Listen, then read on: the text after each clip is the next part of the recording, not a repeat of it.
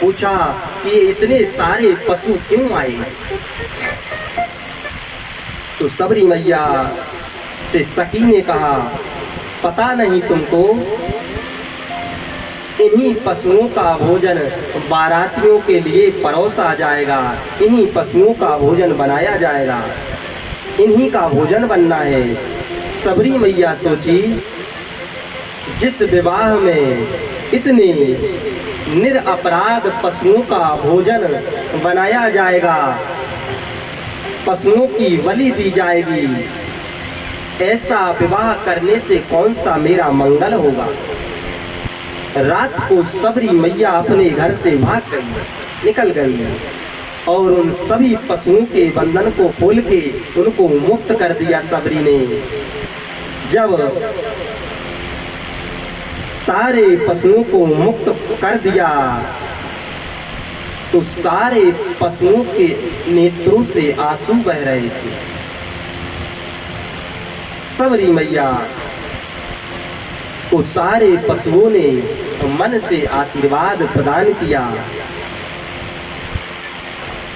पशु मन में कहते हैं, सबरी, जैसे आपने हमें बंधन से मुक्त किया है, हम आपको आशीर्वाद देते हैं, एक दिन भगवान आपको भी आपके बंधन से मुक्त कर देंगे। पशुओं ने आशीर्वाद दिया सबरी को। सबरी मैया चली गई मतंग ऋषि के आश्रम में, सेवा करने लगी, बहुत सेवा की। जब मतंग ऋषि जाने लगे तब मतंग ऋषि ने सबरी को बुलाकर कहा, बेटी, मेरे जीवन का इतना पुण्य नहीं रहा कि मैं भगवान का दर्शन कर सकूं, परंतु मैं तेरा पुण्य को देख रही हूँ। बेटी, ना तो तुझे कोई जप करना है, ना तप करना है, ना तीर्थ करना है, और ना ही तुम्हें कहीं भगवान के दर्शन करने के लिए जाना है। तुम्हें कहीं नहीं जाना है। मतंग ऋषि ने कहा, बेटी, तुम केवल इसी आश्रम में बैठे रहना, एक दिन स्वयं भगवान आकर तुमको यहीं पर दर्शन देंगे, केवल तुम भगवान की प्रतीक्षा करना। जिस दिन से गुरुजी बोल कर गए हैं उस दिन से सबरी मैया, अरे सबरी संभारी रास्ता,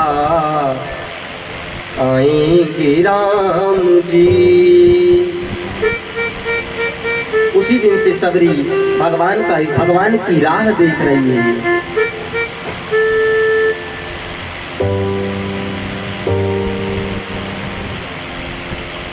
नेत्रों से रोज भगवान के आने की प्रतीक्षा करती है।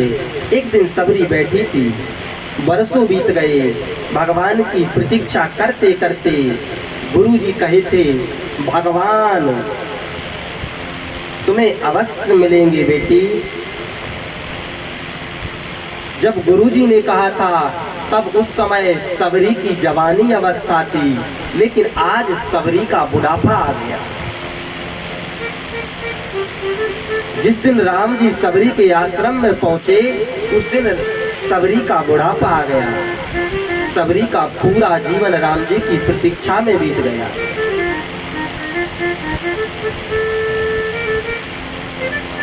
किसी ने एक दिन कहा सबरी से, सबरी, तुम रोज कहती हो राम जी आ जाएंगे, राम जी आ जाएंगे, तुम रोज वन से फल लाती हो, तुम बूढ़ी हो गई लेकिन राम जी नहीं आए।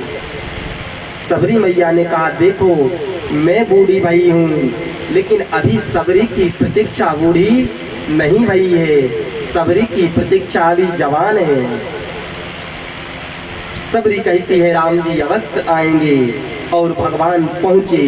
जिस दिन भगवान आए ना तो सबरी देखी राम ग्रह आए, और राम जी को देखकर सबरी को किसकी याद आई? सबरी को गुरुजी की याद आई।